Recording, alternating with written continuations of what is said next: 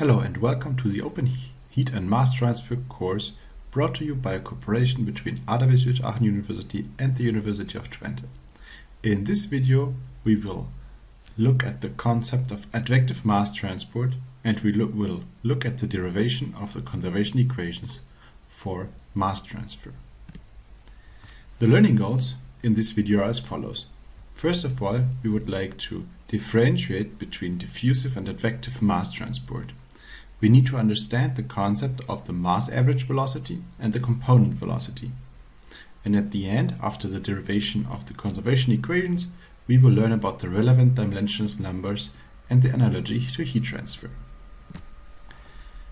Let's look here at this example where we have a local concentration of component A, for instance, at time t, and we have a velocity coming from the side that will of course transport this amount of species. So what we will expect if we wait an instance of time is that these molecules will be transferred to the other location, of course by the distance time times velocity. But we also see that there are gradients here, so there is a high concentration at this location here, but there's a low concentration before and a low concentration at the end. So at the end this will lead to a increasing distribution here, so that the molecules are further apart from each other. The concentration, you see, that decreases, but the width of the concentration profile increases.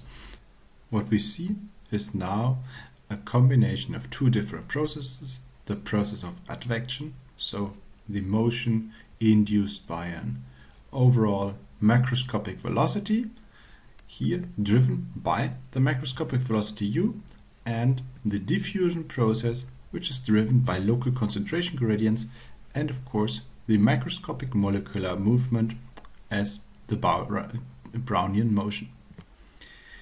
If we look now at the concentration profile for that, we can draw the concentration profile at time equal to 0, and let's just assume that this is a hard shape curve, so it's a step function here at the beginning and a step function at the end, and we have very steep gradients. What will happen if we increase time? The entire curve will be shifted towards the right side due to the macroscopic velocity, and the next part that we will have is like a diffusion which drives the outer parts out of each other, and this will continue, so the center concentration will decrease while this peak becomes wider and wider. The transport mechanisms that we have to account for now is that if we look at the total mass transport of component I, that this is a combination of the mass transport of this component by the advective motion and the mass transport by the diffusion process. If we express this in an equation, we have here the mass transport of component I is equal to the advective part plus the diffusive part, and as we have introduced that in the prior videos, we will use the letter J for the diffusive flux. Now, just to remember, this is a very important concept. The advection is the mass transport in flow direction as a result of a macroscopic fluid flow, and the diffusion is a mass transport in all directions as a result of concentration gradients and macroscopic molecular movement. If we have now a system comprising of two different components, component A and component B, then we can have a look on the mass transfer here. Let's consider now the mass flow component-wise, and let's distinguish also between the diffusive and advective transport components. So we will name the red ones component A, the green ones component B, and we will give every component an average component velocity. So there is a UA, which is a velocity where the red molecules move with an average, and we have the velocity ub, that is the average velocity of component B. Now we can also look at the system in total, and we have an average velocity of the total mass. If we want to calculate the average velocity of the total mass, then we can say, okay, the mass flux in total is equal to the mass flux of component A plus the mass flux of component B. If we express the mass flux with the velocity, then we have to multiply the velocity times the density, which gives us a mass flux here, of course, area specific. And we see that here we have to multiply for the total mass flux. We have to consider the average density and the average velocity, and here always the component densities and velocities. We can divide this by the average density, and what happens is here that we have a fraction between the density of component A divided by the mean density, which is nothing else than the mass fraction xi A, or in the other case here, the mass fraction xi B. So if we sum that up, we see that the velocity, the mass average velocity, is equal to the sum of all components times the mass fraction times the velocity of the component. So the velocity, the average velocity, is the mass averaged velocity. The total mass flow is the sum of, again, an advective and a diffusive component. So we would like to again distinguish that, and so for this we would like now to check or to calculate the diffusive flow. To do that, we write the equation again. The total mass flux of component I is the sum of advection and diffusion, and we can express the advective part by the mean velocity times the density of component I. And we see here we have the density of component I here on both parts, and we can now rearrange to get to the diffusive part. And now we see a very important concept. We see that the diffusive mass flow is nothing else than the difference between the component velocity and the average velocity times the density of the component I. So this is a fundamental concept for now the definition of the diffusion process as this difference, and I would like to give you another example which nicely illustrates that. Imagine you're sitting in the train and the train moves with a constant velocity. Then while you're sitting, you will move exactly with the velocity of the train, but which is not necessarily the average mass velocity, because you don't know if not all people are sitting. If you, for instance, stand up and you're moving and you go in the direction the train is driving, then your velocity is higher than the average velocity. And so you have a, let's say now, a diffusive mass flow, which is now the difference between your velocity, your total velocity, and the velocity of the mass average. And while you're moving, you're also changing the mass average velocity, because you have a mass yourself and you're increasing, in this sense, the mass average velocity of the train, including the passengers. This is now the total diffusive flow as a sum of all components. We can now look at the total diffusive flow in by summing up all those diffusive flows of the components, which then is the sum of the component velocities times the component density minus the sum of the component densities times the average velocity. This part here is easy to describe because the sum of the partial densities will be the average density, and so we can also express this here, the average density times the velocity, is equal to the density of component I times the velocity of component I. And now we see something very interesting, because this here is equal to the part here, and they will just vanish. And as such, all the diffusive flows add up to be zero, because they are only deviations of the average velocity. Now we have looked at this concept of advection and diffusion, and in the second part in this video I would like to develop the conservation equation for mass transport. We will do this in a very analogous way as we did this for heat transfer. We look here at the mass entering the control volume here, this cube, and there's also mass going out at the location x plus dx. Now the balance is the value of 0, because we don't account now for temporal changes, is equal to the difference between the ingoing and the outgoing fluxes.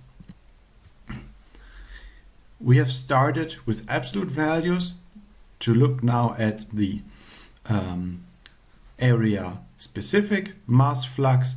To consider that one, we have to multiply it by the area, which is in this case dy dz, because we are looking in the x direction of the mass flow, so the area is created by the y and the z component of the coordinate system. We will again make use of Taylor series expansion in order to calculate the mass flux at the location x plus dx. And if we do so, we can enter the mass flux x plus dx into our equation here. We have not used Fick's law to replace the mass flow, but let's see here what happens. We can remove a lot of parts because they are the same here. The ingoing mass is equal to the change of, or the ingoing mass here replaced by Taylor series expansion, and what we are left with is that the change of the mass flow rate in this one-dimensional problem under steady state conditions is 0. So the mass that enters the control volume needs to leave the control volume. If we do this now and we replace now the mass flux of component I, we have to of course replace this not only by the diffusive flow, but also by the advective flow. So we replace the total mass flux I by the mass fraction of component I times the density. This here is now the partial density of component I times the velocity plus the diffusive flux. So if we insert this in the balance, we will see that we have these two components, and we have here also changes of the mass fraction in space that can happen, and we can also have changes in the velocity. So we have to apply the sum rule as well as the chain rule to differentiate this equation. And what comes out here is that we have, first, if we look at this term here and we start with the mass fraction xi, then we have the velocity and the density times the change of the mass fraction in spatial direction x, plus, now leaving this being a constant, the mass fraction I times the change of the velocity with respect to x, plus then at the end the change of the diffusive fluxes. We can replace the change of the diffusive fluxes by using Fick's law, and then we will end up with a second derivative of the mass fraction, and we will have the conservation equation for the mass fraction. But there's also one replacement, because we are in a one-dimensional state. The velocity needs to be constant, so the change of the velocity is 0, and as such this term here cancels out. This was the derivation for the one-dimensional case. Now let's look at the more complex three-dimensional case. We have mass flow going in x direction, one in y direction, and the other one in z direction. And from that we can now make the balance around the control volume. Again, we add to the mass change in x direction, the one in y and z direction. We can replace the mass flow always with the velocity in the 3 different directions and the diffusive velocities. And what we come up with here is a similar equation where we in the next step need to do the mathematical derivation by using chain law and sum law, and we will end up with a lot of different terms. So we have always the advective terms and we have the diffusive terms, and we have here the change of the mean velocity. We can rearrange this equation a little bit, so let's do that. We put all the advective flows here in front of the equation, then we have the diffusive, then we have a change of the velocity times the mass fraction, and we have here on the right side the diffusive flows. Interestingly, this here is the mass conservation equation. As you probably remember from fluid dynamics, it's a change of the velocity in x direction plus a change of the velocity in y direction plus a change of the velocity in z direction. These sum up to be 0, and so we can remove this part. Of course, just to mention, this is an advective part, this is a diffusive part, and this becomes 0 due to the continuity equation. And we introduced again Fick's law to replace the mass diffusive component J I x or y and z with the respective directions, and we finally end up with the conservation equation for the species I with an advective part and then with the diffusive part in all 3 spatial directions. After showing the derivation of the equation, I would like to look a little bit into the analogy between the energy and the mass transport. So let's start with the energy transport. We have derived the following equation. We have seen that for the temperature, that the advective parts of temperature transport are related to the velocities and the heat capacities. So heat capacity rho Cp, and again in all 3 directions, which is then in steady state equal to the diffusive parts expressed by Fourier's law, which end up with a second derivative of the temperature with respect to all 3 directions. This part here is then scaled by the thermal conductivity lambda. For the mass transport, the equation looks nearly the same. We just need to replace the Cp times T by the mass fraction, and we have to replace the thermal conductivity by the diffusivity of the component.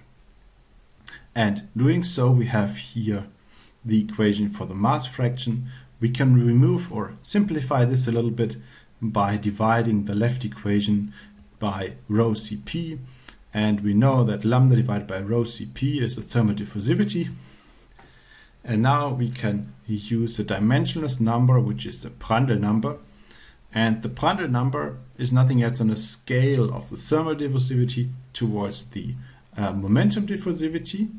And if we express that, we can remove the thermal diffusivity by the momentum diffusivity ni divided by the Prandtl number. And this is the important part. The Prandtl number here is a scaling between the energy transport and the fluid transport or the momentum transport.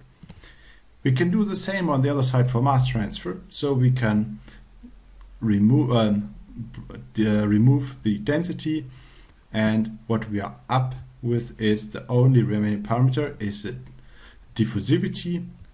Just remember from the previous videos, the diffusivity is in meters square per second, the same as the thermal diffusivity and also the same as the diffusivity of momentum. Here we have the Schmidt number, which is important for scaling, and the Schmidt number is defined as momentum diffusivity divided by mass diffusivity, and as such we can also scale the mass transport to the fluid transport. In order to derive heat transfer coefficient, we have used a lot of times the Nusselt number in the heat transfer lecture, and the Nusselt number was defined as the heat transfer coefficient times the length, the characteristic length divided by the thermal conductivity lambda. So it scales the intensity of heat transport to the thermal diffusivity of the medium. And based on that, the Nusselt number we can calculate, as we have seen that in the convection lectures, depending on Reynolds, Prandtl, the geometry, or for instance the Grasov number. So depending on a lot of dimensionless numbers, we can calculate the heat transfer coefficient alpha. The same also applies for the mass transfer coefficient, and here it's not the Nusselt number but the Sherwood number. And the Sherwood number here again scales the mass transfer coefficient by the diffusive mass transport rho times d, because we are looking at mass transfer in terms of kilogram per square meter second. We have to multiply the diffusion coefficient times the density. And again, we have the same kind of dimensionless length or dimensional length scale, which is used to develop this dimensionless number. Now the Sherwood number, which can be used now to calculate the mass transfer coefficient G, also depends on the same type of parameters, Reynolds, Schmidt, and the geometry. Just keep in mind here it's a Schmidt number and not the Prandtl number. And based on that, we can also calculate the mass transfer coefficient. And the mass transport is nothing else than the mass transfer coefficient times an area times the driving potential, which is then a difference in mass fraction. With this, I'm at the end of the video.